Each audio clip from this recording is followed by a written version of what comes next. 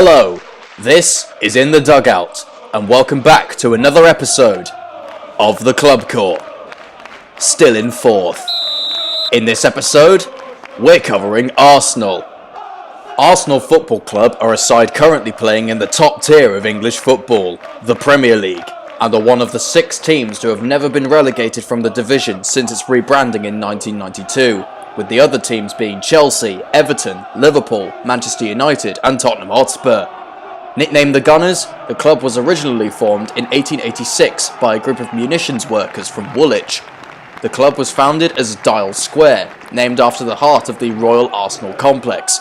The club would go on to take the full name of the complex a month later, becoming known as Royal Arsenal FC. The name was changed again in 1893 when the club registered with the Football League as Woolwich Arsenal when they joined the 2nd Division in that year.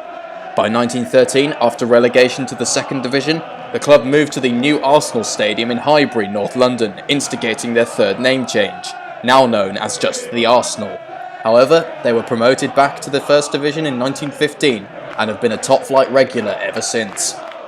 Based in Holloway in the North London borough of Islington, Arsenal eventually moved away from Highbury following 93 years of playing at the ground, after expansion of the stadium had been restricted and subsequently prevented the club from maximising matchday revenue.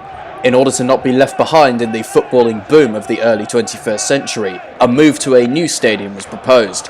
Their new ground was the Emirates Stadium, and the move was completed in July 2006. Prior to sponsorship from the Emirati aviation company Fly Emirates, the stadium was known as Ashburton Grove. The capacity of the Emirates stands at 60,432, making it the 3rd highest capacity stadium in England, behind only Wembley Stadium and Manchester United's Old Trafford. Arsenal's badge has seen a number of changes over the club's 130-year history, but its aesthetic has remained relatively constant. The current crest has been in use since 2002, with the exception of the 2011-12 season, where a commemorative crest was used in its place to celebrate the 125th anniversary of the club. The badge features a predominantly red shield with a gold outline and additional blue and white portions separating the red and gold. At the heart is a lone gold cannon, outlined in white, pointing to the right-hand side of the badge. This cannon represents those which would have been seen in the Royal Arsenal of Woolwich, and serves as a homage to the munitions workers who formed the club over a century ago. It also links back to badges from Arsenal's past, fitting with both the club's philosophy of looking forward and looking back at their proud and extensive history. The Gunners' home kit has traditionally been a bright red outfit with white sleeves and shorts. Former manager Herbert Chapman introduced the change in sleeve colour in 1933 and brought about the more pillowbox shade of red. There is dispute over the reason behind this change, with some claiming Chapman spotted a supporter in the crowd wearing a white shirt underneath a red sleeveless sweater, and others suggesting it was inspired by an outfit worn by cartoonist Tom Webster, with whom Chapman regularly played golf. This season's home kit is no different, bar the inclusion of a darker red stripe extending from the centre of the collar down to the base of the shirt. A red trim runs down the outer thigh of the white shorts, while the socks are red with a white trim at the top. The away kit is predominantly yellow with grey shorts and stripes on the ends of the sleeves and the top portion of the socks. Should this kit not be appropriate, a 3rd option is available in a dark blue shade with a pale green trim. These kits are currently produced by German manufacturer Puma and have been since 2014. Arsenal are currently managed by Frenchman Arsène Wenger, who is the longest serving manager both of Arsenal and in the entire Football League, in the role for over 20 years. He has also won the most trophies of any manager at the club, and 2 years after his appointment, he became the first foreign manager to win the double in England. Wenger has also been commended for revolutionising English football through changes in the training and diet of players.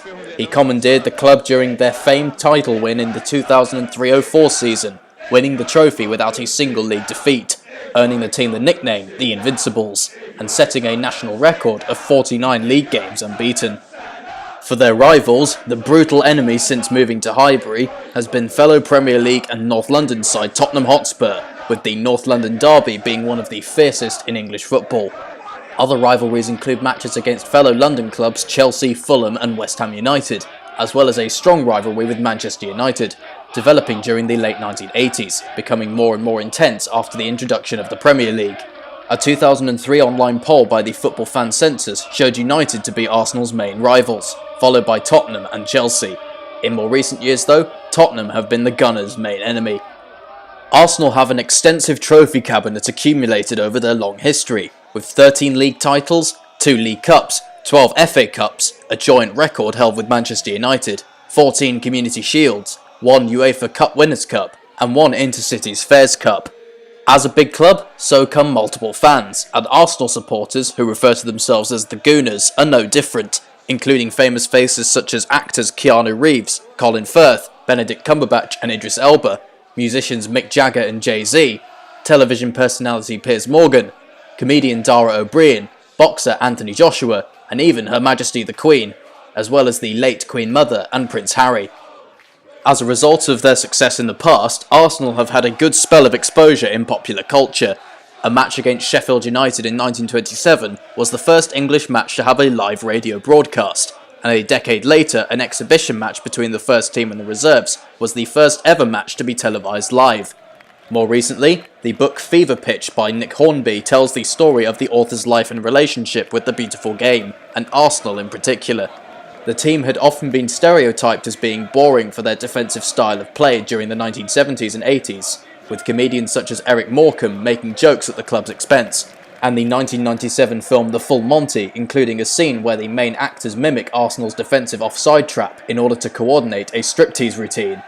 Following Wenger's takeover though, the dull defensive style became a thing of the past, instead opting for slick build-up play, with the result being the famed Invincibles year. Their run was controversially cut short before they hit the 50-game unbeaten mark by a 2-0 defeat to Manchester United, when a penalty was awarded after Wayne Rooney fell over the outstretched leg of Sol Campbell. Ruud van Nistelrooy converted the penalty, and Rooney scored later on in the game to seal the win for the Red Devils, much to the dismay of the travelling Gunners fans.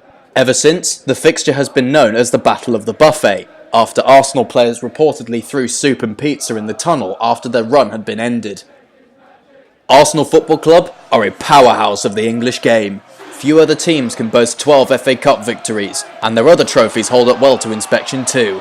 With an extensive history, a strong group of supporters, and a proud stadium, Arsenal's cannons are primed and ready. Lay down your weapons and surrender, or the mighty Gunners will lock on and open fire on your defence. Thanks for watching. This has been Chris from In the Dugout. Tune in for the next episode of The Club Core, where we shall be travelling to the Championship and covering my side, Aston Villa. Until then, farewell.